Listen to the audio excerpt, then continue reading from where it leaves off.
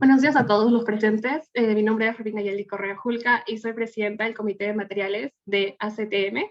Queremos darle la bienvenida a esta charla de bioimpresión 3D, que es parte del evento de Maratón de Manufactura Aditiva, organizado por ASME y ASTM UTEC. Queremos agradecerle por su interés y participación de este evento. Para un mejor desarrollo del evento, por favor, mantengan sus micrófonos apagados.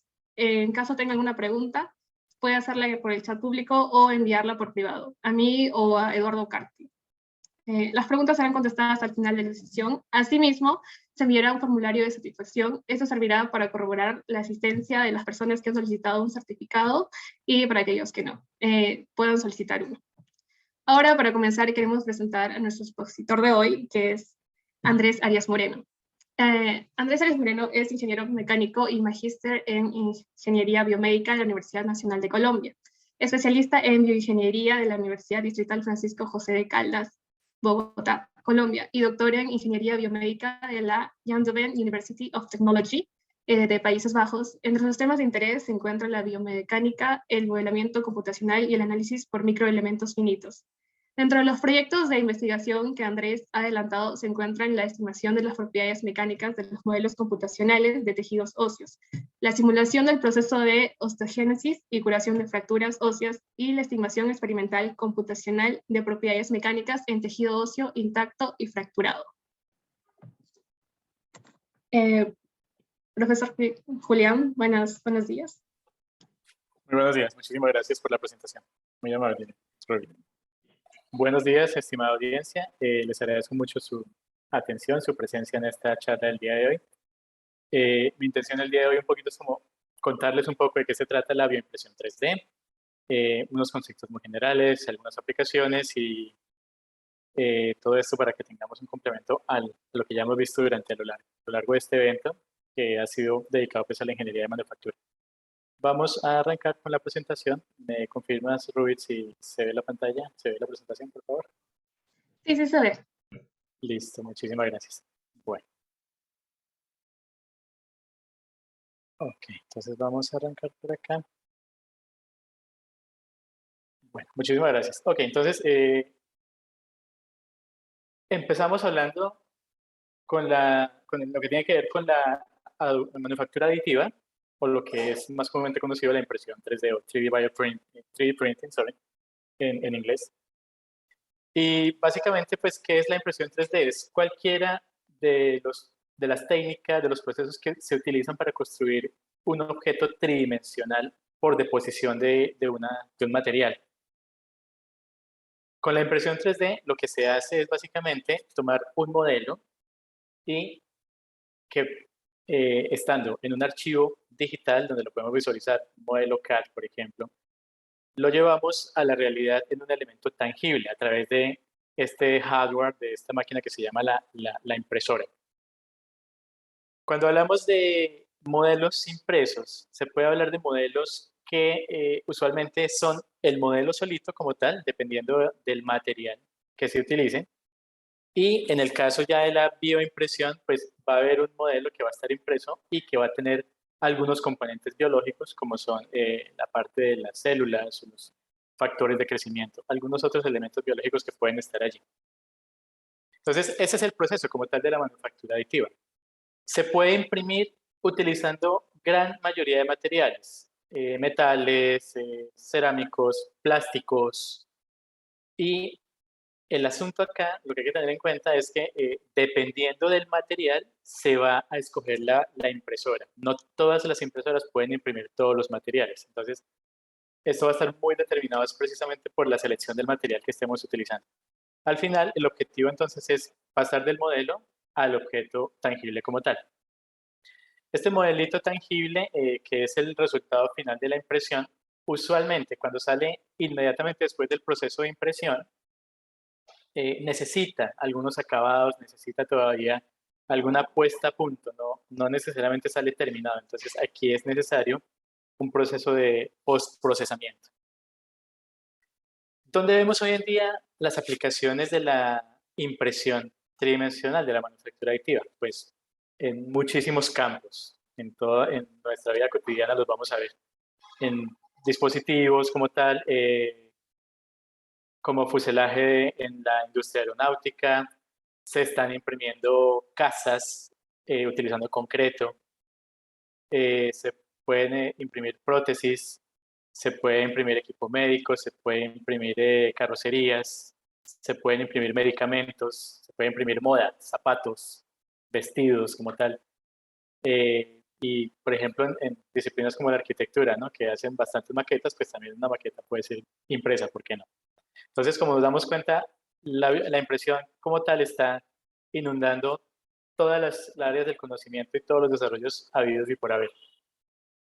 En la parte un poquito ya más cercana a la medicina, pues se siguen imprimiendo también estos mismos modelitos, pero ya un poco más destinados a estas aplicaciones médicas. Entonces, estos modelos que se denominan andamios o en término inglés scaffolds, como los pueden ver acá, siguen siendo estructuras, son andamios. Son unos esqueletos, unas estructuras básicas sobre las cuales se espera se forje la aparición de algún tejido nuevo, de algo que necesitamos ya para utilizarlo en la medicina como tal. Entonces, fíjense en estos scaffolds que tienen unas formas definidas anatómicas, o por ejemplo aquí en los scaffolds tipo tubulares para imprimir o para utilizarlos como base de generación de hueso, o unas plantillas aquí un poco más estandarizadas para cultivos de tejidos. Nótese que en algunos casos la apariencia es una apariencia irregular, pero en otros no lo es. Hay granos, burbujas que son un poco más grandes, mucho más pequeñas. Hay poros que son, por ejemplo, regulares, muy homogéneos y están además geométricamente distribuidos. Entonces, todas estas son variables y características que vamos a encontrar en los andamios que se imprimen en la impresión 3D. Bien, ya añadiéndole entonces el prefijo bio al término de la impresión 3D, pues nos vamos a meter de lleno en lo que es la bioimpresión 3D. ¿Qué es la bioimpresión 3D? Pues simplemente es coger la manufactura aditiva, la impresión, y llevarla al punto de aplicar materiales que son aplicables a los tejidos humanos vivos, biomateriales como tal, y el objetivo en este caso va a ser ya biofabricar. El concepto bio simplemente es la añadidura de la característica de qué tipo de materiales se están usando y hacia dónde se está orientando el resultado del producto. Entonces, ¿qué hacemos con la bioimpresión 3D? Estamos generando estructuras y geometrías tridimensionales que usan un material base, que es el material de soporte para todo lo que le vamos a colocar encima, que serían células y algunos otros componentes biológicos, factores de crecimiento, moléculas, proteínas, todas ellas necesarias precisamente para construir alguna estructura específica y deseada. Esta estructura, estos scaffolds y como tal el concepto de la bioimpresión tienen algunas dificultades que siguen siendo vigentes hoy en día.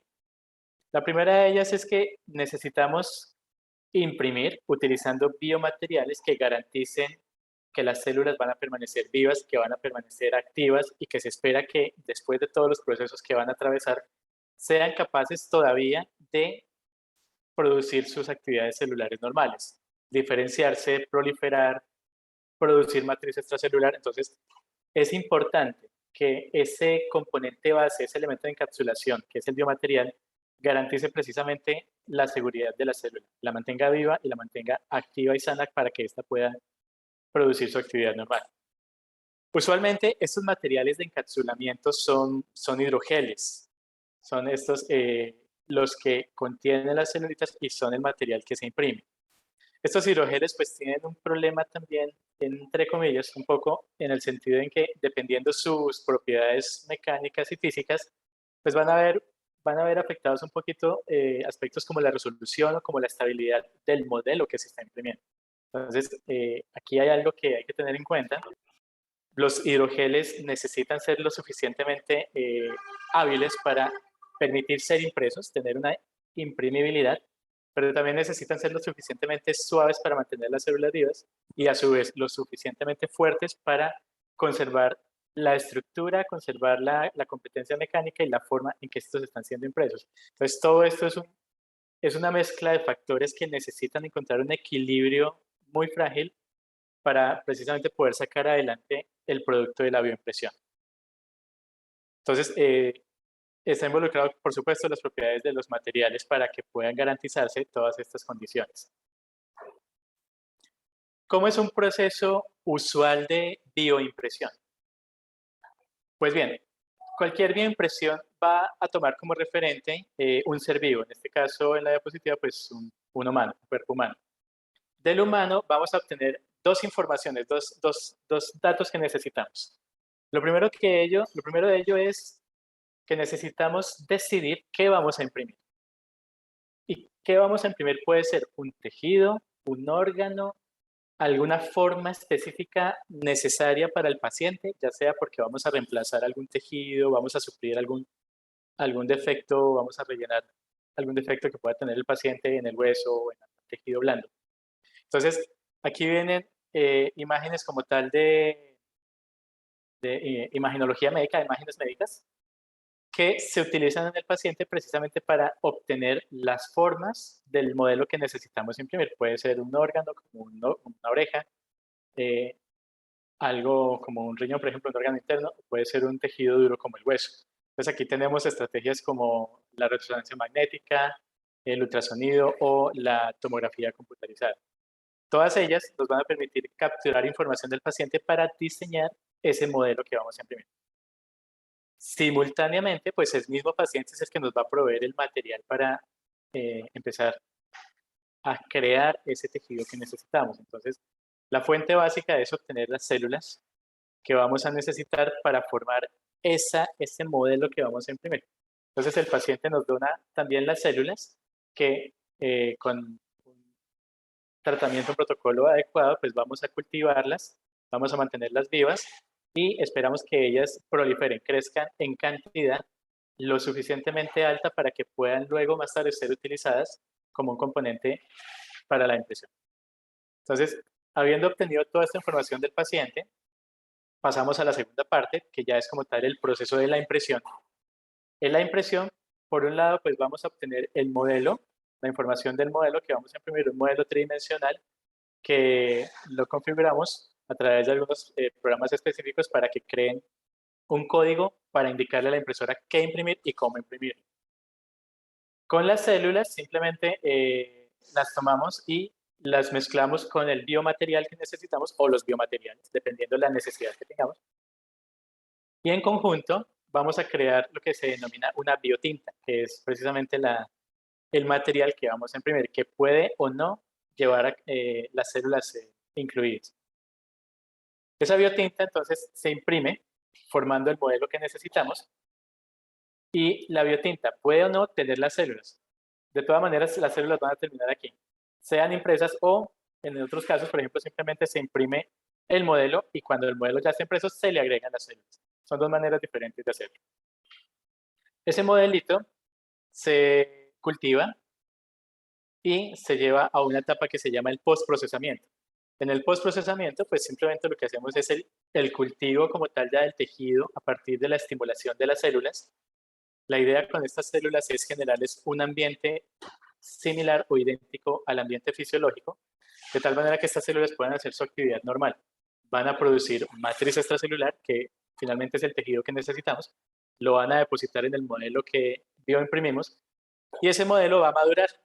Y cuando madure ese tejido producido por las células, pues ya tenemos un elemento funcional que puede ya destinarse a alguna aplicación puntual. Puede ser un trasplante, puede ser un estudio de fármacos como tal, o simplemente puede ser un estudio de enfermedades, en este caso en laboratorio.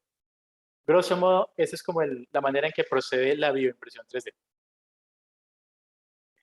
En cuanto a la parte, específicamente hablando con la parte de las células, pues las células se obtienen del paciente, se cultivan para que proliferen, para que crezcan en número. Estas células se depositan en unos cartuchos, llamémoslo así, en unos containers, donde son almacenadas y son inyectadas al proceso de la impresión. Entonces, aquí en la impresión tenemos la combinación de las células con el biomaterial encapsulante, el hidrogel en este caso, y se pueden imprimir bien sea el hidrogel solo o el hidrogel simultáneamente con las células, o se pueden hacer capas también alternas. Al final, lo que se hace con la impresión es que vamos a generar una capa con o sin células y luego vamos a imprimir una capa encima de la otra, hasta que generamos un elemento tridimensional. Así es que pasamos de las 2 dimensiones a las 3 dimensiones. Una vez que ya está impreso nuestro modelo como tal, entonces se le permite estabilizarse, se le permite madurar, de pronto necesita algún tipo de cultivo, algún tipo de procesamiento posterior, y al final tendremos el tejido que necesitamos. Y ese tejido pues ya es el que implementamos para algunas de las aplicaciones que hemos definido. Las técnicas que se utilizan para hacer bioimpresión. Hay varias, en realidad son como 6 o 7. Sin embargo, las principales, las más utilizadas y las que convergen los conceptos más generales son estas 3 que están aquí en la diapositiva. La primera técnica es una técnica denominada por inyección. Es simplemente un concepto muy similar al que utilizan las impresoras convencionales de papel, en el que se derraman gotitas de tinta. En este caso, lo que se hace es derramar gotitas de la biotinta sobre un sustrato, generando la impresión. La segunda técnica es la bioimpresión por extrusión, en la cual aquí simplemente lo que se hace es que la biotinta se empuja de adentro hacia afuera de este cartucho, de este container, y aquí, a diferencia de la técnica anterior, que salen gotitas, en el caso de la extrusión lo que sale es un filamento continuo. Y ese filamento pues se imprime sobre el sustrato generando el modelo que necesitamos. La tercera técnica pues son técnicas de bioimpresión asistidas por láser. En estas técnicas simplemente lo que se hace es que tenemos una capa donde tenemos nuestro biomaterial, tenemos un estímulo que es un rayo láser que viene desde la parte superior hasta la parte inferior donde se encuentra esta capa de biomaterial. En el intermedio pues hay una laminita que absorbe la energía del láser y la transmite a la parte de la biotinta, y aquí en este momento ese estímulo se convierte en un goteo de la biotinta que también va cayendo y se va imprimiendo. Vamos a entrar entonces en detalle un poquito sobre cada una de estas técnicas. Entonces, empezamos hablando de la bioimpresión por inyección. La bioimpresión por bioinyección pues es la bioimpresión de las biotintas. Recordemos que es una combinación de células y geles, el hidrogel en este caso, que sucede por goteo. Este goteo sucede a través de una boquilla que puede estar estimulado por estímulos térmicos, piezoeléctricos o electrodinámicos. Su primer uso, o el que se conoció como tal ya dedicado a la bioimpresión, data del año 1988, imprimiendo colágeno con fibronectina. Y tiene una pequeña desventaja esta técnica. Vamos a ver un poquito más adelante, cuando comparemos todas las técnicas, cuáles son las ventajas y las desventajas como tal. Pero en este caso, en la bioimpresión por inyección, lo que sucede es que tenemos aquí la biotinta, y la biotinta simplemente, voy a pasarla aquí un momentico a la diapositiva siguiente. La biotinta se estimula. ¿Perdón? No hay ningún problema, puedes seguir. Ok, perdón. Ok. La biotinta sale a través de la boquilla y gotea por un estímulo que ya les contaba. Entonces, puede ser un estímulo térmico, un actuador térmico, puede ser un actuador piezoeléctrico o un actuador electrodinámico, generando una diferencia de potencial que atrae la gota.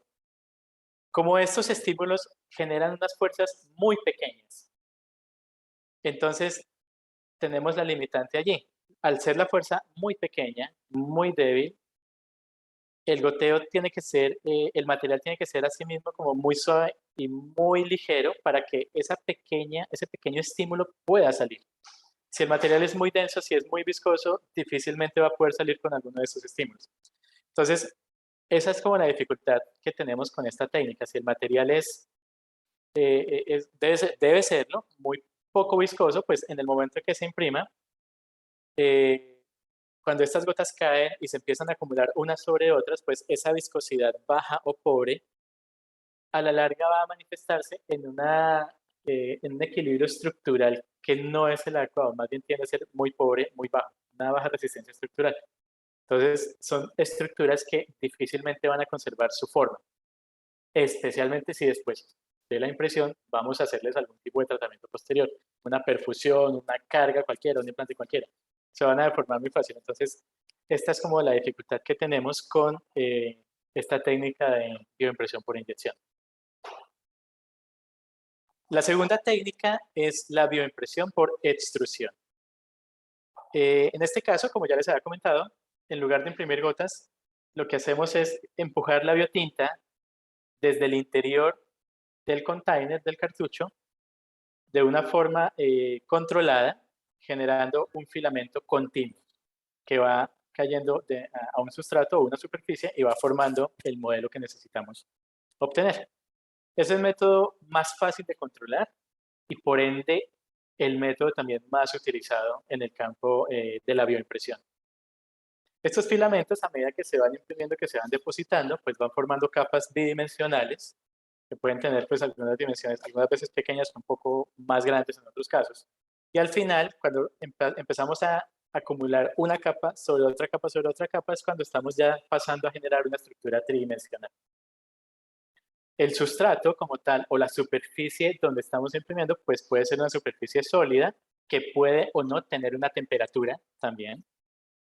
Esa superficie también puede ser líquida, se puede imprimir directamente sobre algún líquido o se puede imprimir sobre algún gel. Dependiendo del tipo de aplicación, dependiendo de la necesidad, pues cualquiera de esas opciones es la que se va a utilizar. ¿Cómo funciona entonces la bioimpresión por extrusión? Simplemente tenemos la biotinta y la biotinta sale empujada de adentro hacia afuera, como si fuera el émbolo de una jeringa. Y se puede empujar, se puede extruir de tres maneras distintas. La primera manera, a través de una acción neumática, donde el componente que empuja aquí es aire. El aire se aplica a presión y la presión del aire desplaza la biotinta y la fuerza a salir a través de la boquilla. Este aire, por supuesto, como va a estar en contacto directo con la biotinta, pues necesita ser un aire esterilizado para mantener la limpieza de las células y la limpieza del biomaterial. La segunda estrategia para extruir es a través de un pistón. Simplemente ya el pistón mecánico empuja y desplaza la biotinta y la fuerza a salir. Y la tercera forma, que también es acción mecánica, es un tornillo que a la medida que va girando va desplazando la biotinta y también la va forzando a salir por la boquilla. Aquí tenemos un detalle con la salida de la biotinta y es quizás una de las desventajas que pudiera tener esta técnica, y es que si la biotinta tiene células, pues las células van a estar sometidas a presión, a cargas de presión, bien sea por el efecto neumático o el efecto mecánico. Esa carga de presión en un fluido, pues es una presión que se distribuye homogéneamente y a medida que se va empujando y se va desplazando el biomaterial, pues la presión seguramente se va a ir incrementando. Esa presión las células la van a sentir y esa presión las puede afectar, las puede llegar a matar. Entonces, aquí hay un equilibrio también muy delicado que hay que cuidar y es precisamente garantizar una presión tal que no me afecte a las células. Pero no basta solo con eso. Resulta que las células también empiezan a verse forzadas a pasar de un espacio que es mucho más amplio a un espacio que es mucho más cerrado, que es la salida a través de la boquilla.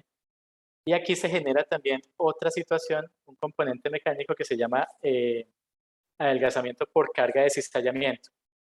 Entonces, aquí lo que sucede es que la presión se libera para que precisamente la tinta fluya, pero también genera unas ciertas cargas mecánicas de cizallante o de cortante que pueden potencialmente también afectar a las células. Entonces, estos dos detalles podrían considerarse como las técnicas, las desventajas de esta técnica. Entonces, siempre es necesario cuidar que las células nos salgan vivas y funcionales al final de la impresión. La ventaja como tal de la extrusión es que nos proporciona dentro de todas las técnicas una muy buena resolución y la mejor imprimibilidad que utiliza tintas de alta densidad. Contrario al caso de la inyección, en donde explicaba que las biotintas tienen que ser muy poco viscosas para que fluyan fácilmente por el goteo. En este caso, como estamos empujando la biotinta desde atrás, pues ya la viscosidad es mucho, ya no es tanto una restricción. Nos permite utilizar materiales en una más amplia gama, una gama mayor, con viscosidades también en gama mayor, y ya la limitante no es como tal la viscosidad, sino cuidar las células como tal. Una de las desventajas que tiene la bioimpresión por extrusión es la necesidad de estar limpiando constantemente los cartuchos, las boquillas y todos los materiales por donde ha pasado la biotinta con las células. Entonces, ese proceso, la limpieza y la desinfección de estos elementos, algunas veces, algunas boquillas son muy pequeñas, estamos hablando de boquillas que pueden tener diámetros de 50 a 100 micras, estamos hablando de algo realmente muy pequeño. Entonces, en algunos casos se complica. La extrusión se sabe, se empezó a aplicar hace mucho tiempo, pero ya como tal, en aplicaciones de la bioingeniería se tienen reportes desde el año 2003. La otra técnica que se utiliza para hacer bioimpresión son las técnicas que utilizan los rayos láser como estrategia de bioimpresión. El rayo láser se utilizaba desde los 90, desde los 80, incluso décadas de los 60 y 70, inicialmente para hacer grabados en metales y posteriormente para empezar a grabar circuitos electrónicos. Hoy en día es una técnica que se sigue utilizando muchísimo para imprimir circuitos y los famosos chips que utilizan la tecnología moderna de hoy en día. Se imprimen con rayos láser y se están imprimiendo chips a dimensiones muy, muy pequeñas. Incluso ya estamos hablando de chips creados a escalas atómicas y moleculares. Entonces, este concepto de láser ya viene desde hace mucho tiempo. Solo hasta el año 2000, cuando empezó ya el siglo XXI, se empezó a buscar la manera y a aplicarse como tal, como una técnica para ser utilizada con bioimpresión. La técnica en este caso es un goteo y diferente a la técnica de inyección, este goteo es un goteo sin boquilla. Simplemente lo que hace es estimular el biomaterial para que éste escurra. Con la técnica por láser se crean patrones que son precisos y se crean formas muy geométricas, muy estandarizadas, si fuera el caso, con muy buena resolución, utilizando simultáneamente biomateriales y células. La limitante que tiene utilizar bioimpresoras láser básicamente son tres, perdón. La primera es tienen herramientas o impresoras que son costosísimas, económicamente valen mucho, son las más costosas dentro de todas las técnicas. Por eso mismo, es la técnica menos difundida. Las impresoras de láser son muy difíciles de conseguir, son muy costosas y la otra parte o la otra dificultad que tiene esta técnica es que su proceso como tal, su protocolo de impresión toma muchísimo más tiempo que las otras dos técnicas que hemos explicado previamente, porque tiene unos pasos adicionales necesarios para generar la impresión. Entonces, no está tan difundido, sí se utiliza, pero no está tan difundida como las otras dos técnicas, por esas precisas desventajas. Entonces, el esquema como tal del funcionamiento de la bioimpresión por láser lo tenemos acá. Tenemos una lámina, una capa, que contiene el biomaterial. En este caso es la capita de color no, aquí no aparece, perdón. Está aquí. Esta sería el color verde. Y aquí tenemos otras dos capas. Una capa de dosificación del láser y una capa de absorción del láser. Entonces, esta capa, el láser viene de arriba hacia abajo. Aquí el láser se difumina y llega al contacto directo con la capa que absorbe la energía que emite el láser. Entonces, se aplican estas capas, básicamente es para cuidar la viabilidad de las células, para mantenerlas vivas y que no reciban directamente la radiación como tal de radio láser, simplemente que reciban el estímulo. En este caso, el láser calienta esta capa de absorción de energía y al calentarse se producen unas evaporaciones en la parte inferior de esa capa donde está aplicado el biomaterial, se evapora, produce unas burbujitas y esas burbujitas producen el goteo y esas son las gotas que van cayendo de manera controlada. Así funciona la técnica láser. Aquí entonces tenemos un comparativo de las tres técnicas en términos generales. En términos de costos, ya les explicaba que las impresoras más costosas son las impresoras de técnicas por láser. Las más baratas son las técnicas de inyección y el costo de las técnicas por extrusión pues es un costo más moderado. En cuanto a las viscosidades del material, pues lo que había explicado previamente, ¿no? La impresión por inyección, que genera unos goteos continuos o controlados o por demanda, necesita unas viscosidades muy suaves para poder imprimir.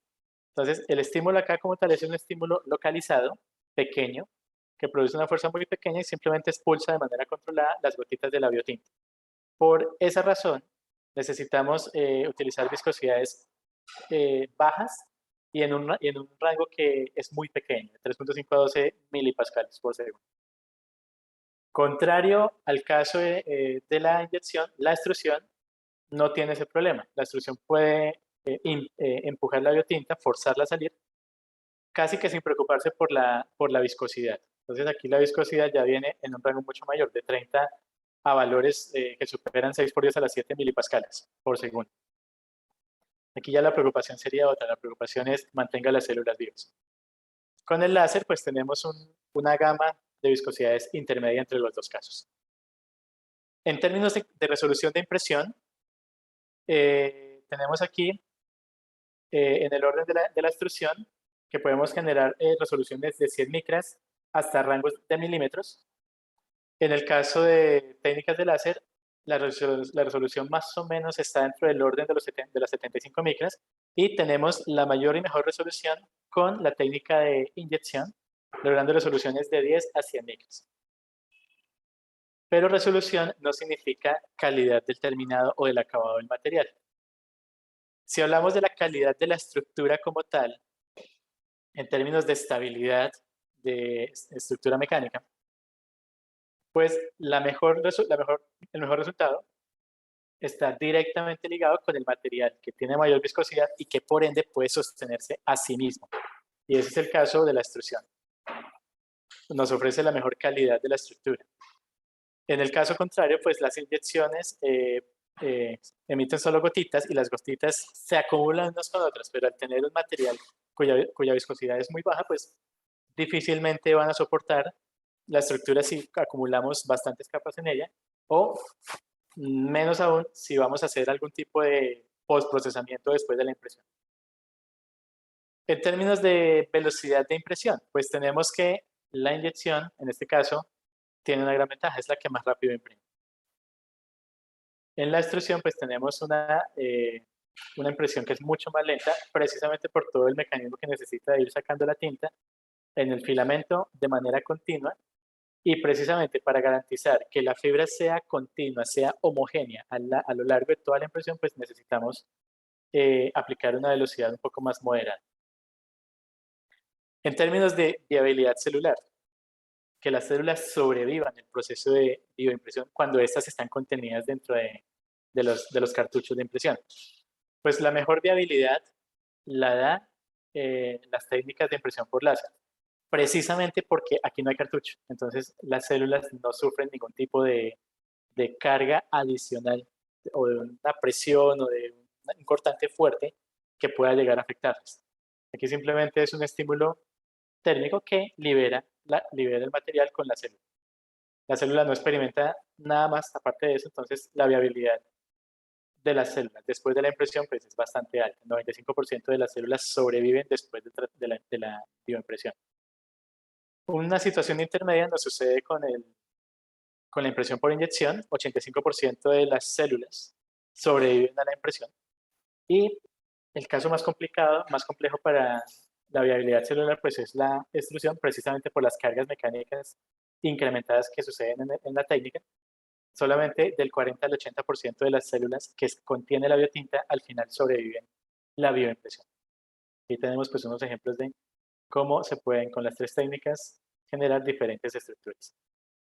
Nótese que aquí, por ejemplo, en este caso de la extrusión, pues tenemos unos elementos que son estructurales muy bien definidos y que ya están montados unos sobre otros de una manera fácil, soportando precisamente la estructura y manteniéndola bien.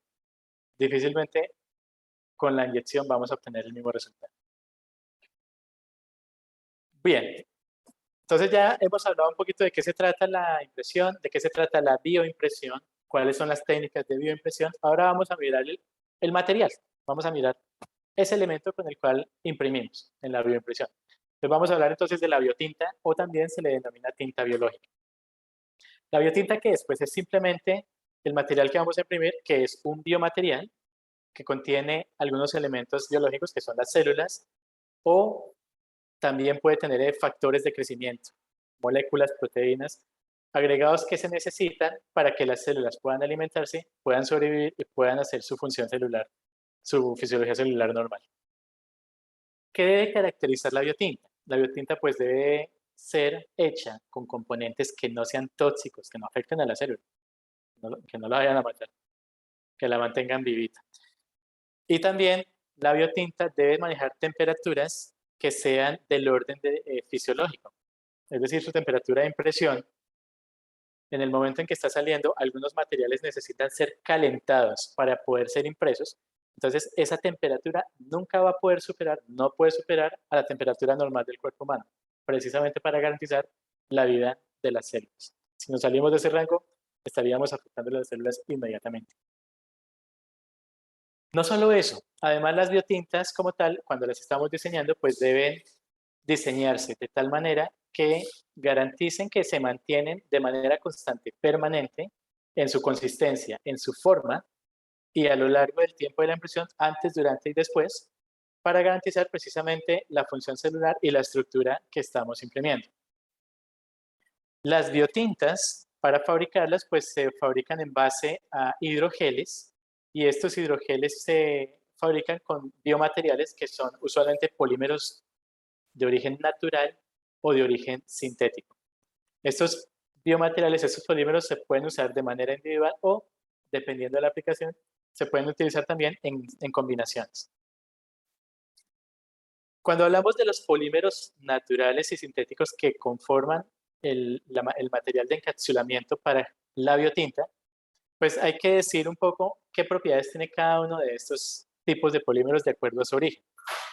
Los polímeros naturales, origen natural, son biológicamente ideales porque si provienen de los tejidos como tal, de tejidos de orígenes naturales, componentes del cuerpo que ya están allí, pues ya tienen hasta cierto punto y de cierta manera los mismos componentes que necesita el material para poder a futuro generar los tejidos. Ya tenemos componentes como colágeno, algunas proteínas, algunas moléculas ideales que necesitarían, precisamente viniendo desde su origen natural. Tiene una desventaja. Los polímeros naturales, en términos de estabilidad y de competencia mecánica, pues tienen un desempeño más bien bajo o moderado. No son tan fuertes en ese sentido. Y además, su estabilidad y su desempeño mecánico es muy variable. Como buen tejido biológico, casi que no responde siempre de la misma manera. Sin embargo, pues son de los más utilizados precisamente porque tienen más afinidad con los tejidos que potencialmente queremos generar. Otra de las desventajas que tienen los polímeros naturales es que pueden generar una respuesta inmunitaria, pueden ser rechazados por el tejido huésped que los va a recibir finalmente. Contrario a los polímeros naturales, los polímeros sintéticos tienen otras propiedades que contrastan muy abiertamente. Los polímeros sintéticos son menos biocompatibles que los polímeros naturales. Si los polímeros naturales tienen los componentes que tienen porque provienen de origen natural, pues los componentes sintéticos no. Los componentes sintéticos son fabricados, son diseñados y no necesariamente tienen esos ingredientes. Entonces, necesitan un soporte, un apoyo de otros biomateriales o de otros agregados para mejorar ese aspecto de la biocompatibilidad, que puedan ser compatibles y comunicarse y mantenerse con los tejidos vivos sin hacer daño y sin que el tejido les haga daño a su vez a ellos. Ese es el concepto de la biocompatibilidad.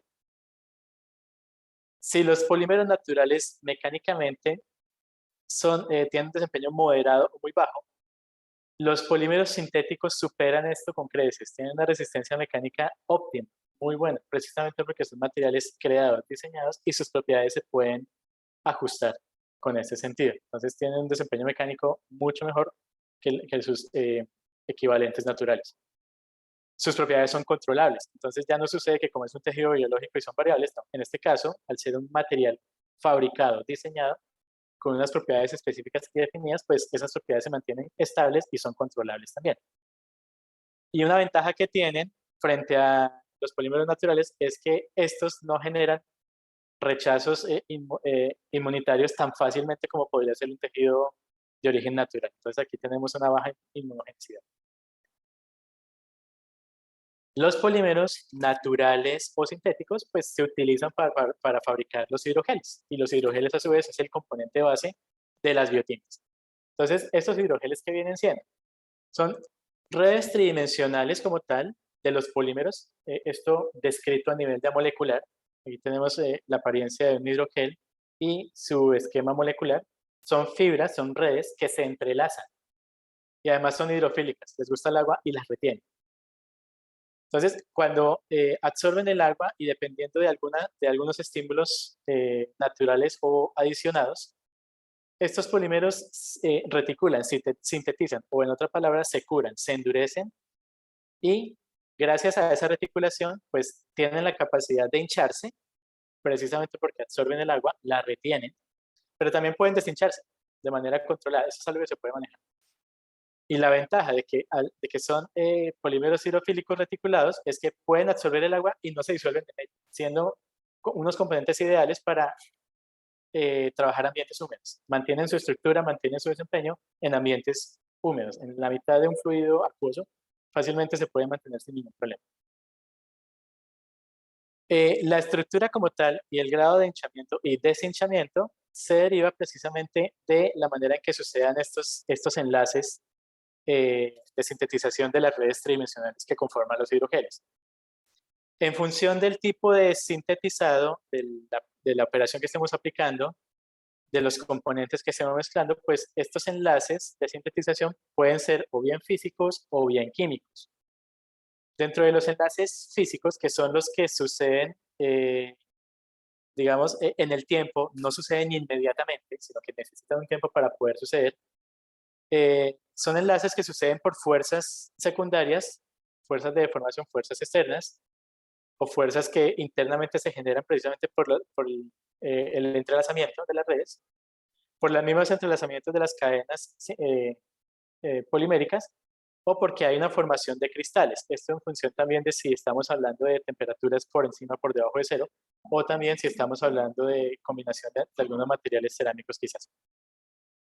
Otra forma en que las redes se enlazan, las redes de los polímeros se enlazan, son enlaces químicos. Estos son enlaces simplemente por reacción química directa, enlaces covalentes, y estos sí suceden de entrada. En el momento en que los componentes se mezclan, entran en contacto, inmediatamente hacen su enlace químico, se sintetiza. Dentro de la lista de polímeros naturales que se obtienen de fuente natural del cuerpo humano o de fuentes naturales tejidos disponibles en la naturaleza están, por ejemplo, la garosa, el alginato, el quitosán. Estos, por ejemplo, el alginato y el quitosán tienen origen marino. El colágeno tipo 1, que es uno de los componentes más principales en los tejidos del cuerpo humano, básicamente contenido en el hueso y en los tendones y en los ligamentos. La fibrina, que tiene un origen hematopoyético, está también en las redes vasculares y en la sangre. De hecho, la fibrina es la responsable del coagulamiento de la sangre. Está la gelatina, el ácido hialurónico, que está también contenido en el cartílago, por ejemplo, y el matrigel. Y dentro de los polímeros sintéticos, pues son elementos que son fabricados, diseñados con propósitos específicos, pues tenemos ya una gran cantidad. Aquí solamente menciono algunos de ellos: la gelatina metacrilada, el ácido poliláctico, el polidiláctico, el ABS, que este es el material acrilonitrilo butadieno estireno. Este es el material comúnmente más utilizado para la manufactura adictiva por fusión, de posición por fusión, lo que conocemos como la impresión 3D como tal. Este es el material que viene en filamentos, en carretes, y que se utiliza para hacer impresión con impresoras convencionales. Polietilenglicol, PEG, o poliétercetona, PEG. Otros polímeros sintéticos, la policaprolactona, el alcohol polivinílico. el PBT, tereftalato de polibutileno, el PLGA, ácido poliláctico coglicólico o el poliuretano. No solamente se imprime con materiales poliméricos naturales o sintéticos, también para bioimprimir, para hacer biotintas, se han encontrado otras fuentes. En este caso,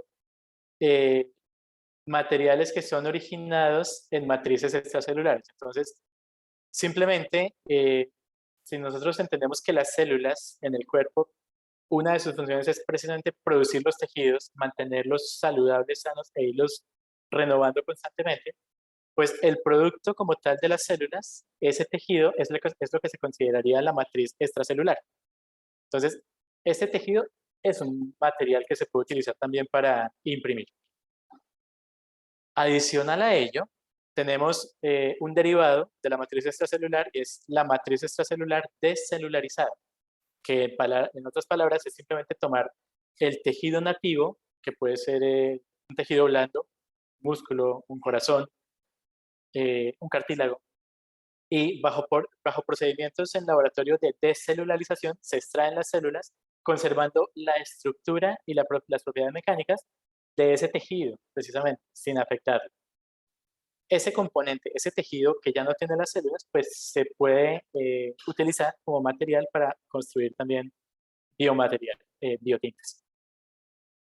Y hay también, aquí lo añado, adicionalmente, pues hay unas técnicas de bioimpresión que consideran biomateriales que no necesitan o que no conforman los scaffolds, los andamios a la hora de la bioimpresión, por la simple razón de que ellos mismos ya son la estructura.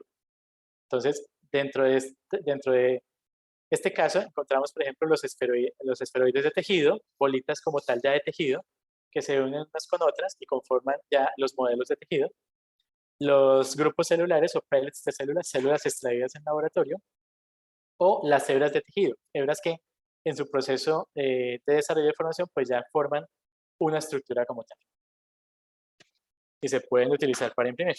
Entonces aquí les voy a mostrar imágenes, por ejemplo, ya de lo que son los distintos biomateriales, algunos de ellos ya en aplicaciones de bioimpresión. Tenemos, por ejemplo, agarosa, alginato, quitosan. El quitosan, por ejemplo, es un material natural que viene de las costras y de las capas que protegen los camarones, por ejemplo. El colágeno tipo 1, la fibrina, formando aquí unos pequeños vasitos vasculares, gelatina, el alginato. Esta es una mezcla, esta es una impresión de medio corazón hecho en gelatina y alginato. Aquí tenemos una red de ácido hialurónico para un cultivo de formación de cartílago. Aquí tenemos líneas de matrigel, Gelman. Aquí tenemos un componente, un polímero sintético, un Pluronic. Y aquí tenemos un polietilenglicol, formando también lo que podría ser como una estructura cardíaca con unos pequeños compartimentos como ventrículos, más bien. Y aquí pues tenemos también más ejemplos de otros procesos como tal. Entonces, en la primera columna A1, A2 y A3, estamos hablando de un mismo material. En este caso, A1 corresponde a matriz extracelular obtenida de tejido cardíaco, y aquí la estamos conteniendo en un hidrogel. En A2 estamos utilizando ese hidrogel basado o fabricado con matriz extracelular descelularizada, construyendo este pequeño modelo, y aquí pues ya lo tenemos simplemente visto en una microscopía de barrido, ya con un proceso de formación de tejidos. En el caso de la columna B, pues aquí tenemos una imagen de fluorescencia de un material que es portador, cargando células. Las celulitas están aquí en color rojo. Entonces, en B2 estamos imprimiendo como tal ya este material, impresión de bioportadores. Y aquí tenemos en B3 una imagen ya de los bioportadores impresos, donde se nota precisamente por la fluorescencia, donde se concentran las células, donde está la presencia de células. Vemos que aquí hay como una distribución homogénea a lo largo de todo el dominio de la impresión del modelo de presencia celular, muy homogénea. En este caso, en la columna C1, pues tenemos un esferoide como tal, Un esteroide tisular, esto es, pues, es insulinoma obtenido de ratón. Aquí los mostramos en el proceso de impresión, donde los estamos deponiendo uno a uno. Y ya ellos acá, al estarlos deponiendo, conforman precisamente la estructura o el scaffold. Al colocarlos uno al lado de otro, simplemente al entrar en contacto se fusionan por interacción celular y ya van conformando por sí mismos el modelo, el andamio a imprimir. En la columna D, pues tenemos un pellet de células. Aquí tenemos en esta jeringa pequeñita, en este tramo vemos un color amarillo. Es un pellet, es un grupo de células extraídas y contenidas. Aquí los vemos en un proceso ya de deposición y finalmente se utilizó para construir una aorta. Y en este caso, en la columna E1, pues tenemos un fibril hecho a partir de fibroblastos. Este es el tipo de material, por ejemplo, junto también con el pellet de células y los esferoides, que no necesitan de biomateriales para conformar el andamio. Ellos ya son el andamio por sí mismos. Entonces, aquí viene la fibrita hecha a partir de fibroblastos. Aquí simplemente se está deponiendo. Y al final tenemos una impresión de cartílago realizada a partir precisamente de la deposición de esta fibra. Entonces, esos son así ejemplos gráficos de cómo lucen precisamente los hidrogeles, las bioimpresiones, cuando ya se están utilizando con unas aplicaciones definidas. Bueno, a tener en cuenta en el momento de la impresión es el posicionamiento controlado de la célula. Necesitamos garantizar que cuando estamos haciendo la impresión, pues la impresión sea lo suficientemente alta en resolución, pero también alta en exactitud en dónde estamos deponiendo las células, dónde las estamos colocando. Entonces, este es un ejemplo simplemente para ilustrar esos dos aspectos, ¿no? La resolución y la exactitud y la precisión de la impresión.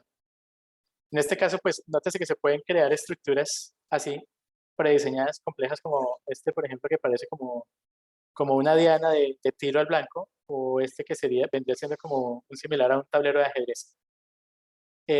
Esta imagen de fluorescencia simplemente nos muestra a través de la tinción que se denomina tinción vivo-muerto, cuáles células después de la impresión están vivas, que aparecen en este caso en color verde, y cuáles células después de la bioimpresión están muertas. Estas aparecen en color rojo. Entonces, fíjense que son detalles que se pueden controlar. Este es otro ejemplo para evaluar precisamente la viabilidad celular, en este caso ya utilizando un mismo polímero, pero variando simplemente la concentración de este, con las mismas células, con todas las mismas condiciones adicionales, manteniéndolas constantes. Entonces, imprimimos la misma estructura, con una misma biotinta, cargada con las mismas células, pero solamente variando la concentración del polímero. Y vemos que hay una homogeneidad en la viabilidad celular al final. Esto comprobado también con tinción de bioluminiscencia. La biotinta necesita ser diseñada específicamente para cada aplicación. No todos los tejidos tienen las mismas células, no todos los tejidos tienen los mismos componentes, los mismos tipos de colágeno, los mismos tipos de moléculas. Entonces, debido a eso, a esa heterogeneidad, pues necesitamos diseñar una biotinta específica para cada aplicación. Adicional a ello, pues los biomateriales como tal no tienen todas las mismas propiedades, son propiedades variables, y esto va a influir precisamente en el desempeño final del modelo al que hagamos impresión. Entonces, por esta situación, no podemos decir que una misma biotinta sirve para todo. No hay una biotinta universal. Necesitamos diseñar la biotinta para cada caso en específico. Sin embargo, y a pesar de ello, todas las biotintas que se diseñen y que se utilicen en bioimpresión necesitan garantizar básicamente tres aspectos principales. Lo primero, que tengan una imprimibilidad, es decir, que sean lo suficientemente suaves, pero a su vez lo suficientemente fuertes para permitir que éstas sean impresas y que garanticen una estabilidad mecánica, ¿no? Y una estabilidad estructural. Deben tener unas propiedades mecánicas también idóneas, especialmente si vamos a imprimir modelos un poco más grandes de mayores dimensiones, pero también si vamos a imprimir modelos que van a tener unos procesos de maduración post-impresión, tipo perfusión, tipo cargas, estímulos mecánicos, pues necesitamos una estructura que soporte precisamente esos estímulos mecánicos. Y a su vez, la biotinta necesita garantizar un aspecto de biocompatibilidad. No puede ser tóxico para las células y necesita mantenerlas a su vez vivas.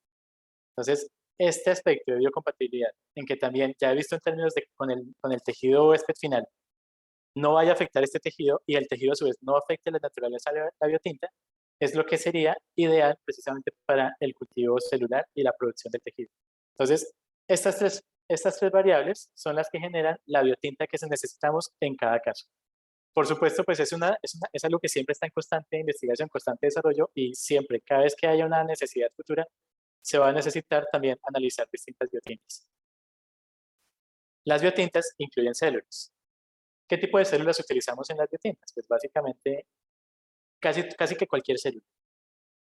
Las más utilizadas, digámoslo así, podrían ser las células madre, porque son células que son capaces de, estando en un estado neutral, diferenciarse en cualquier tipo de lineaje celular para producir cualquier tipo de tejido. Casi todos los tejidos pueden fabricarse de esta manera, no todos, desafortunadamente, pero la gran mayoría sí. Entonces, estas células madre se obtienen básicamente de donantes, mesenquimal stem cells, de la grasa también o del líquido amniótico. En cualquier tejido, en cualquiera de estos tres lugares, se obtienen células madre. Precisamente como son células, entre comillas, neutrales, necesitan unos suplementos adicionales, unos agregados adicionales para decidir o hacerlas definir en qué tipo de células se van a diferenciar. Es algo que se puede controlar utilizando una combinación adecuada precisamente de factores adicionales. Pero pues si queremos imprimir ya un tejido muy específico, no solamente podemos acudir a las células mesenquimales, a las células madre, también podemos colocar directamente las células que son ya especializadas en este tejido.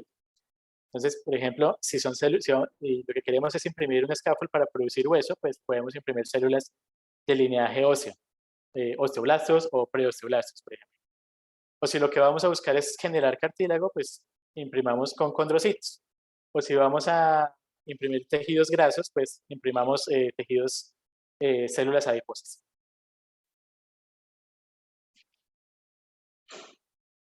Tenemos el biomaterial que forma el hidrogel. Tenemos las células.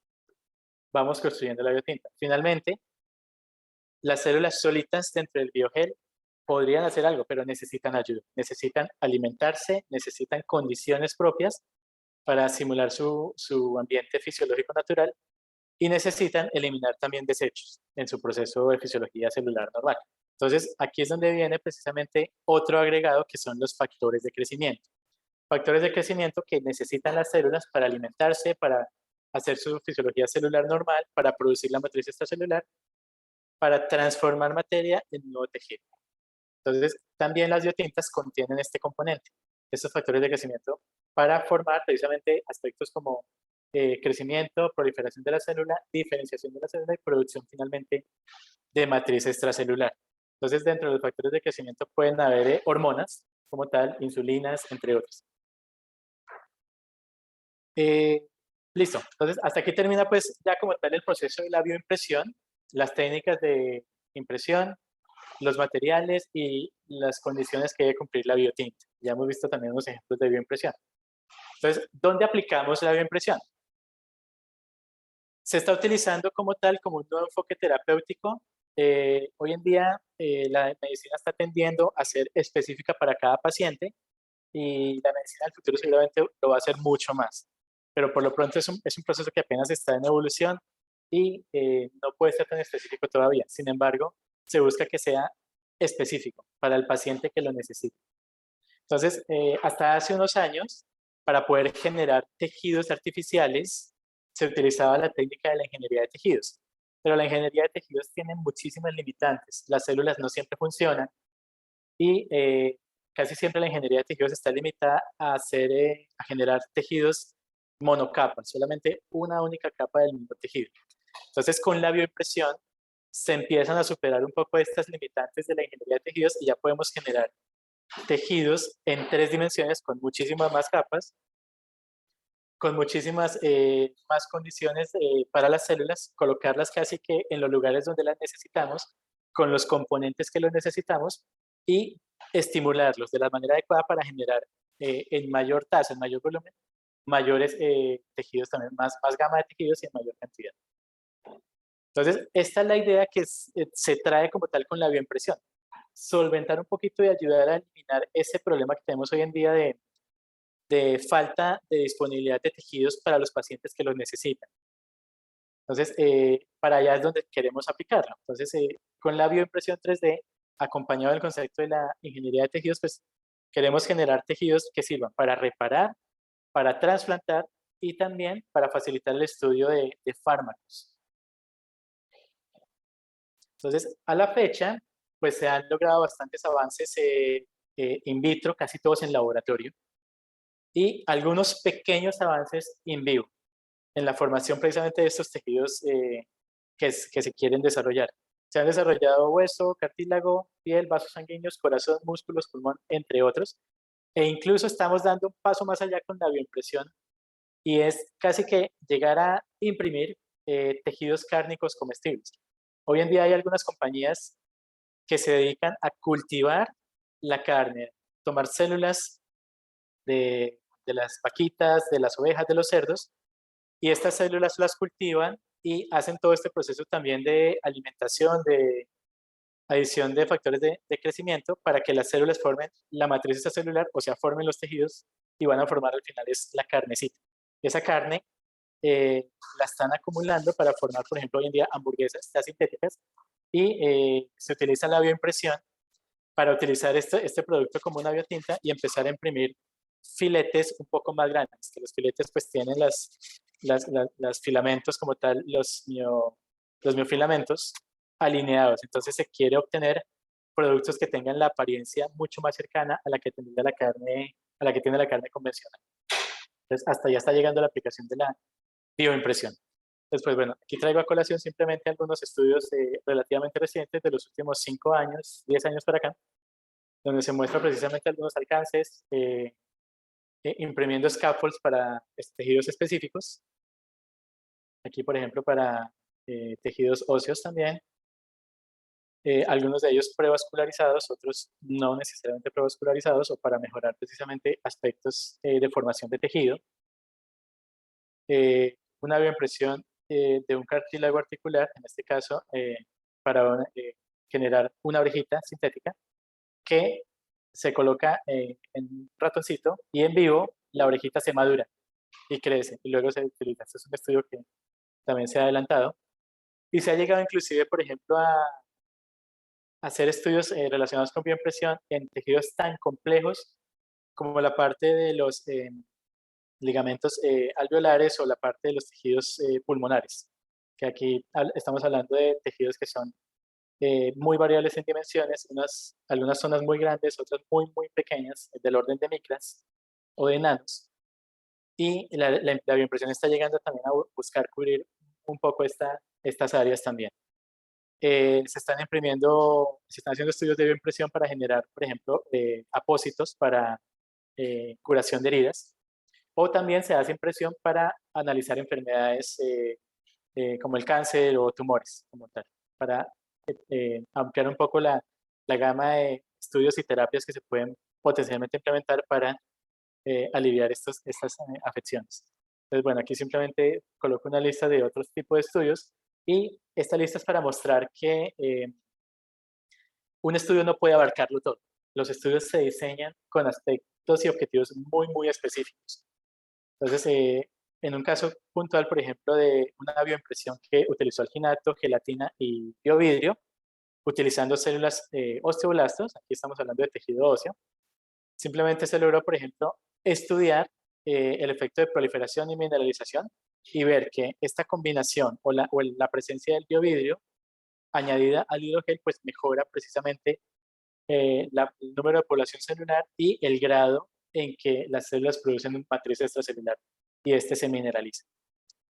Y asimismo, con otros tipos de tejidos, con otros tipos de células, con otros tipos de biomateriales, se hacen estudios también muy específicos. Por ejemplo, en el caso del cartílago, por ejemplo, aquí tomamos un biomaterial base, el hidrogel, basado en colágeno tipo 2, que es el colágeno que es estructural dentro del cartílago precisamente, utilizando células del cartílago condrocitos.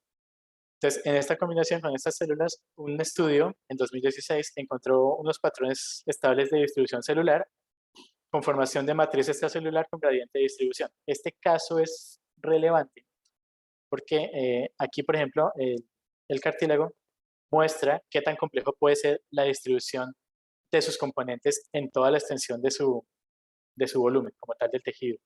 El cartílago es un tejido que la distribución de los colágenos y de todos los componentes no es homogénea, es variable, no solo en la zona profunda, en la zona media o en la zona superficial, sino que también entre estas zonas la disposición de los elementos es distinta. En la zona profunda, por ejemplo, los colágenos están colocados de manera vertical para soportar la carga mecánica. En la zona intermedia son distribuciones aleatorias y en la zona superficial, pues los colágenos están colocados de manera tangencial a la superficie para soportar allí las cargas por deslizamiento que precisamente experimenta el cartílago.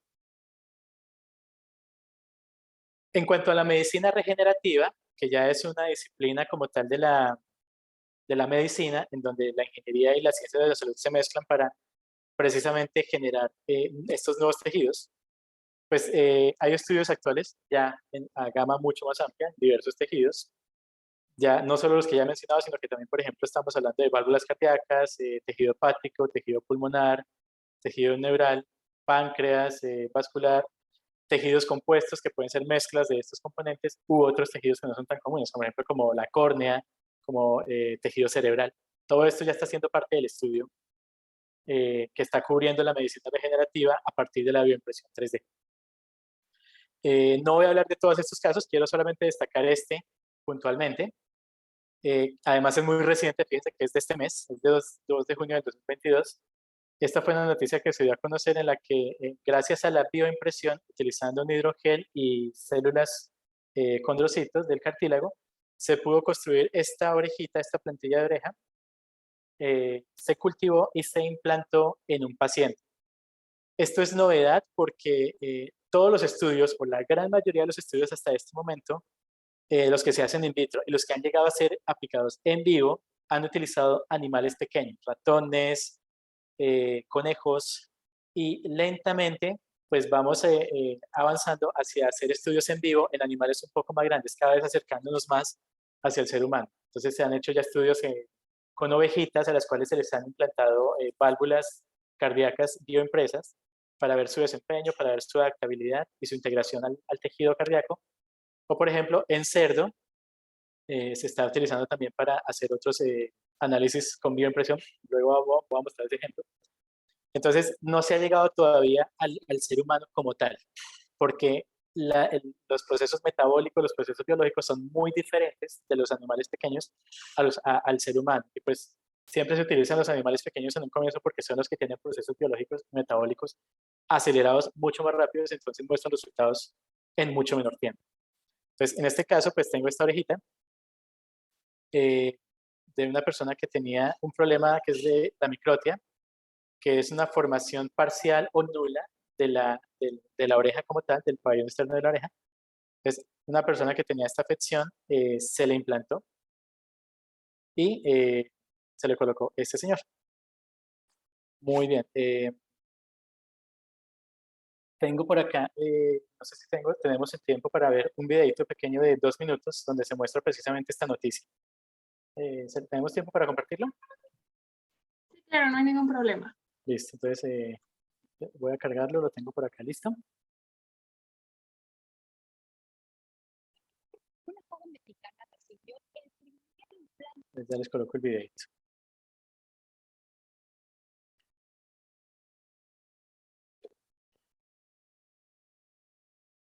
Esta noticia salió a comienzos de este mes. Una noticia médica fantástica. Una joven mexicana recibió el primer implante de una oreja impresa en 3D con sus propias células. Y como nos cuenta Carla Mesola, es algo que los expertos están calificando como una base sorprendente, pero también prometedor en el campo de la ingeniería de tejidos. Es la primera oreja humana creada con una impresora en 3D y a partir de células de una paciente mexicana, quien recibió el implante en Estados Unidos, lo que tiene a científicos asombrados.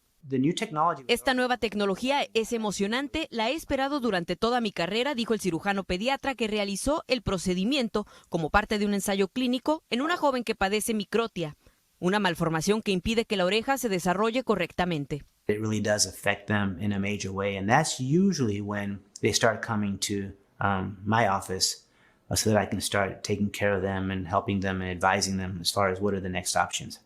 El implante fue desarrollado por la empresa de biotecnología 3D Bio aquí en Long Island City, Nueva York, pero el procedimiento está dando esperanza a científicos de todo el mundo. La profesora Grisel Trujillo no colaboró con este equipo, pero pertenece a un grupo de científicos en México que investigan la posibilidad de crear órganos como riñones, el hígado y hasta el corazón, por lo que celebra la noticia. A mí me emociona mucho ver que esto ya sucedió porque es cuestión ya del cuándo va a suceder el imprimir órganos o tejidos más complejos. En el caso de la oreja, el procedimiento es realizado con células del cartílago y el implante es rodeado por una cubierta impresa y biodegradable que al tiempo el cuerpo reabsorbe. Es un hidrogel como si fuera una gelatina que contiene mucha agua y las células vivas están encapsuladas en ese material. Y la bioimpresión 3D le da una estructura tridimensional que uno decide, ¿no? Como la oreja. Los implantes impresos en 3D también podrían ser usados para afecciones relacionadas con el cartílago o reconstrucciones mamarias, entre otros, con resultados que hasta hace pocos años eran inimaginables. En Nueva York, Carla Amesola, Noticias Telemundo. Y ahora Esa fue precisamente entonces la noticia que salió recientemente, este mes. Entonces, bueno, en términos ya como tal de el trasplante y clínica, como lo que acabamos de ver, pues se están empezando a imprimir algunos tejidos y se están empezando a implantar clínicamente.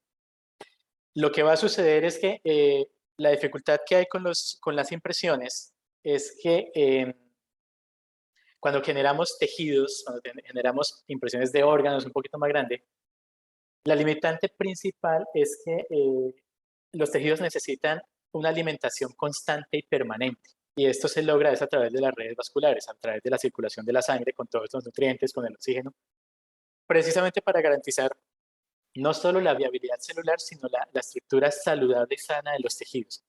Entonces, en la bioimpresión se están imprimiendo los órganos, se están imprimiendo los tejidos, pero no se está imprimiendo la red vascular, no se pueden imprimir. Algunas estrategias que se están empezando a adoptar para suplir esta necesidad como tal es empezar a generar esas estructuras, esos tejidos, con ciertas pequeñas variaciones que permitan precisamente adicionar o generar esas redes vasculares, esos vasitos sanguíneos que puedan llegar a todo el volumen del tejido y lo puedan mantener permanentemente sano, alimentado y pues saludable constantemente. Hasta ahora las bioimpresiones no han logrado llegar a imprimir vasos pequeños. Se pueden generar a través de algunas estrategias, algunos vacíos internos que generan arterias y venas, digamos, de hasta ciertas dimensiones, de las más grandecitas puede ser, o de los tamaños intermedios, pero la red vascular también tiene, a medida que se va alejando de la parte proximal del corazón hacia la parte distal, las redes capilares, los vasitos se van disminuyendo en diámetro hasta alcanzar en sus puntos más distales orden de micras y de nanos. Las células sanguíneas, básicamente, casi que en este punto ya no pueden circular libremente porque el diámetro es muy pequeño. Las células necesitan deformarse para poder pasar a través de esos minúsculos diámetros. Entonces, imagínense de qué dimensiones estamos hablando si una célula necesita deformarse y alargarse para poder pasar de un lado a otro. En lo que sean los capilares, los chiquitos. Entonces, la bioimpresión no llega con la tecnología actual que se tiene hasta esa resolución, hasta esas dimensiones. Entonces, esa ha sido la gran dificultad de poder generar órganos, de poder generar tejidos mucho más elaborados, más complejos, en mayor volumen. Esa es la limitante que hoy en día se quiere superar. Entonces, ¿cómo se está manejando eso? Simplemente se quiere buscar generar, imprimir espacios como tal para donde irían las células, las redes vasculares, y luego permitir, agregando células y componentes, que sea la naturaleza por sí misma la que cree esos vasos capilares, utilizando esos túneles, esos ductos que se generan dentro de la bioimpresión, del modelo bioimpreso. O otra estrategia es simplemente bioimprimir in situ y permitir que las células ya hagan su proceso normal, natural, como sería, por ejemplo, cualquier reparación de una herida normal. El tejido se recompone, se vuelve a aparecer y también su red vascular también se forma simultáneamente. Entonces son como las estrategias que se están utilizando para poder solventar un poquito como esa limitante que se tiene hoy en día. Entonces aquí están como dos elementos, dos gráficas que muestran esa situación, ¿no? Hacer el modelo impreso y generar dentro del modelo impreso, desde el diseño de la bioimpresión, desde el diseño del modelo, los canales por donde se formaría potencialmente las redes vasculares. O simplemente hacer la bioimpresión, agregar las células estromales, células endoteliales, y que sean ellas mismas en su proceso fisiológico normal las que creen esas redes vasculares. Entonces, para hacer la bioimpresión in situ, se están utilizando ya no bioimpresoras como tal, sino unos elementos manuales, herramientas manuales denominados biolápices, y el biolápiz lo que nos permite es simplemente llevar la impresión directamente al lugar in situ donde se necesita, utilizando para ello una herramienta que es manual. Se maneja con la mano como un lápiz y tiene el mismo principio de funcionamiento, ¿no? Tenemos la biotinta con las células, tenemos un componente adicional que es como el sintetizador, el que va a hacer el curado de la biotinta. La biotinta se aplica y bueno, aquí ya una vez aplicada hace su proceso de sintetización y curación y ya se espera que la biotinta que se ha aportado se integre al tejido, genere su propia red vascular y se integre como tal al nuevo tejido, brindando la solución regenerativa que necesita ese daño. Entonces, aquí se muestra, este es un proceso simplemente donde se muestra el ejemplo de cómo funciona. Este es un cerdito. Al cerdito se le hicieron estas incisiones controladas en la piel, estas heriditas, para aplicarle con el biolápiz el hidrogel con las células. Y aquí se muestra entonces cómo luce la herida cuando está recién hecha, o una herida, en este caso herida control, sin ningún tipo de tratamiento, y cómo luce la herida cuando se le ha aplicado el hidrogel, y esta foto es de 5 minutos después de haber aplicado el hidrogel. Entonces, el hidrogel lo que se espera es que sintetice, o sea, se endurezca, se adhiera y se biointegre al tejido que tiene alrededor. Y con sus células, entonces, forme nueva piel y nueva red vascular. Esto es lo que se está trabajando hoy en día. También se utiliza, pues, la aplicación de medicina regenerativa para probar fármacos como tal, producir fibras o tejidos que sirvan para probar fármacos que alivian enfermedades, que alivian afecciones. Usualmente, dentro del análisis de farmacia, entonces solamente 1 de cada 10 candidatos a ser fármaco llegan a ser aprobados. Entonces, para incrementar un poco este número, la bioimpresión entonces ofrece precisamente los tejidos impresos vivos para que sirvan como plataformas de ese análisis de esos fármacos. Y puntualmente, gracias a esta ventaja, pues vamos a analizar también tejidos que no son tan directamente asequibles y que también tienen unas afecciones pues muy fuertes, muy puntuales. Por ejemplo, tumores como tal, o tejidos internos como el hígado. Entonces, se están analizando fármacos, por ejemplo, en estos dos casos, que reducirían el tumor o servirían para aliviar enfermedades hepáticas, por ejemplo. Y ya para terminar, entonces, ¿hacia dónde va la bioimpresión 3D en nuestros tiempos? Entonces, lo que ya mencionaba un poquito previamente era que hasta ahora lo que se ha logrado únicamente utilizando animales pequeños, precisamente por su fisiología, por su metabolismo, genera resultados mucho más rápidos, pero es una fisiología que no corresponde a la fisiología humana.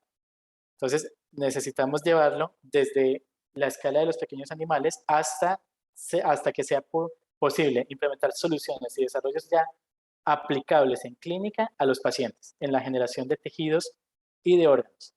Y para poder llegar a ese punto también necesitamos superar la otra gran barrera, que es generar bioimpresiones con redes vasculares que puedan mantener el tejido y las células. sanas y saludables en más tiempo. Bueno, grosso modo es como todo el contexto de lo que tiene que ver con la bioimpresión 3D a la fecha de hoy.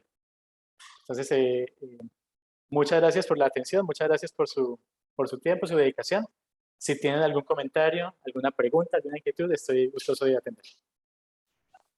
Bueno, muchas gracias, profesor Julián, por la increíble, bueno, estuvo muy interesante para mí la presentación. Estoy seguro que más de uno ha disfrutado de esto. Y bueno, si tienen alguna pregunta, lo pueden escribir en el chat, mandar a mí o a Héctor o a Eduardo. Y bueno, también les iremos anunciando el orden en que aparecerán. Y queremos recordarle que el formulario de satisfacción y asistencia se va a enviar al final de responder las preguntas. Bueno, la primera pregunta que teníamos era respecto a si es que hay programas especializados para realizar bioimpresión o se usan los mismos programas destinados a la impresión 3D común.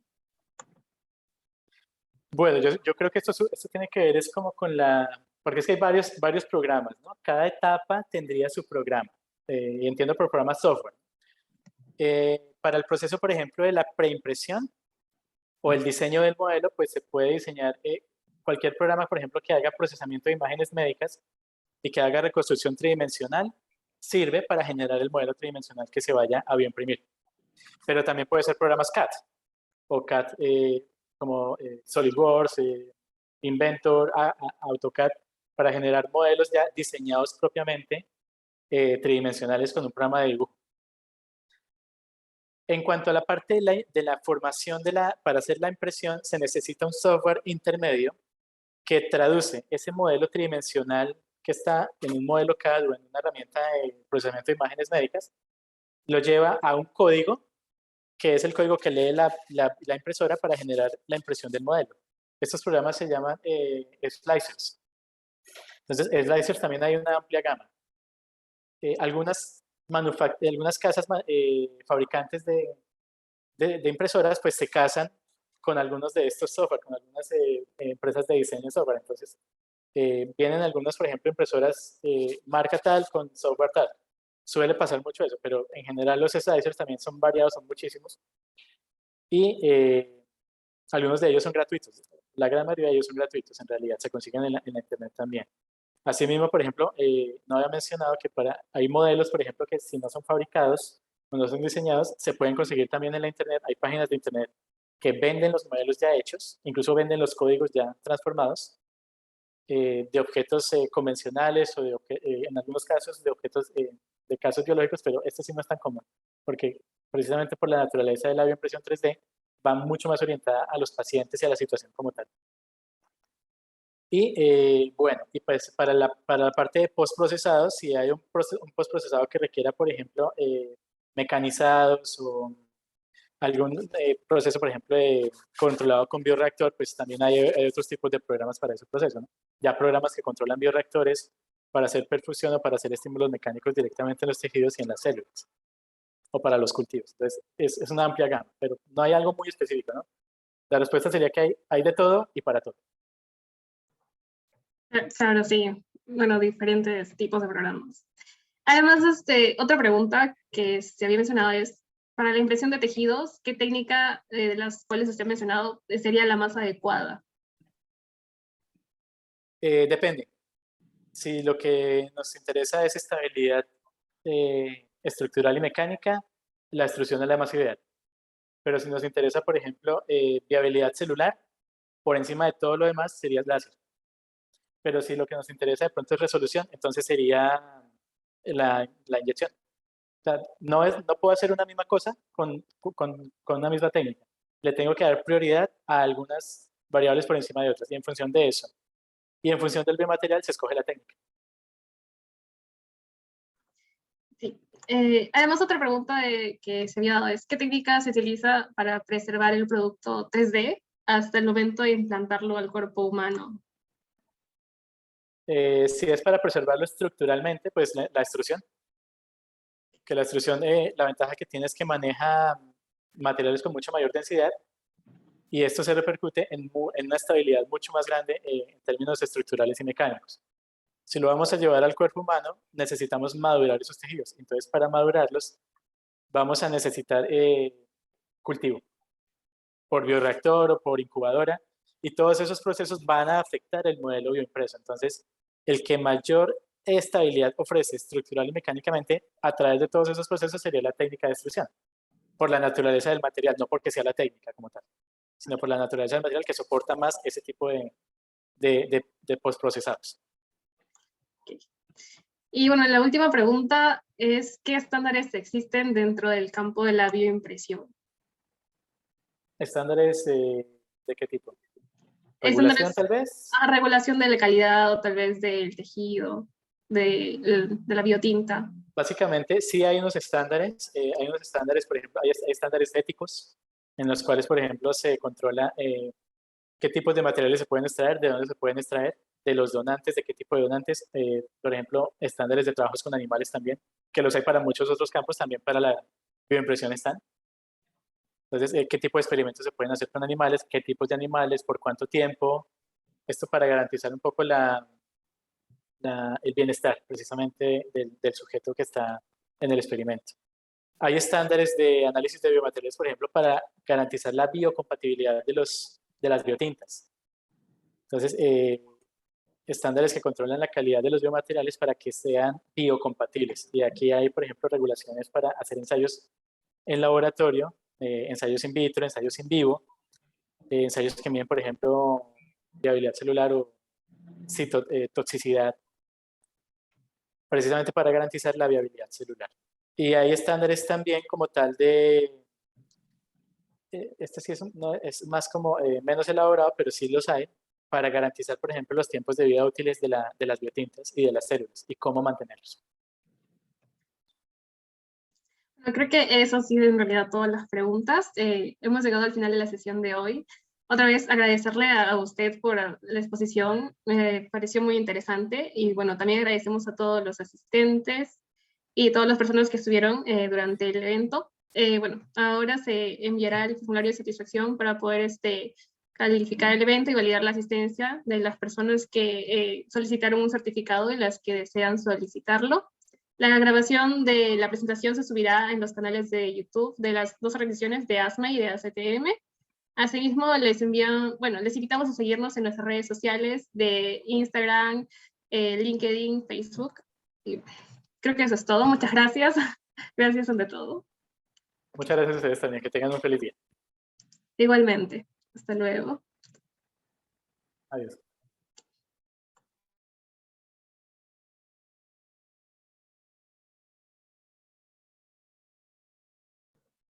Bueno, no se olviden de llenar el formulario de satisfacción y asistencia, por favor. Se está enviando en el chat y bueno, también las redes sociales de ASME y ACT.